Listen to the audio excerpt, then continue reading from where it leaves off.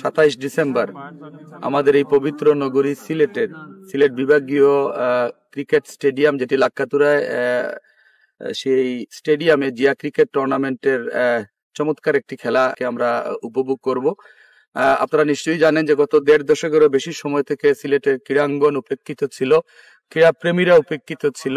আমাদের যে তরুণ প্রজন্মের যারা আছেন তারা খেলাধুলা থেকে বঞ্চিত ছিল, এবং আমরা আমাদের স্বাধীনতার ঘোষক এবং আমাদের বাংলাদেশ জাতীয়তাবাদী দলের প্রতিষ্ঠাতা শহীদ রাষ্ট্রপতি জিয়াউর রহমানের নামে আমরা আগামীকাল এই পবিত্র নগরীতে জিয়া ক্রিকেট টুর্নামেন্টের একটি চমৎকার ম্যাচ অনুষ্ঠিত হবে। আমরা এই পবিত্র নগরীর প্রতিটি মানুষকে অনুরোধ করব আগামীকাল আমাদের এই সিলেট বিভাগীয় ক্রীড়া স্টেডিয়ামে উপস্থিত হয়ে সেই খেলাটি উপভোগ করার জন্য।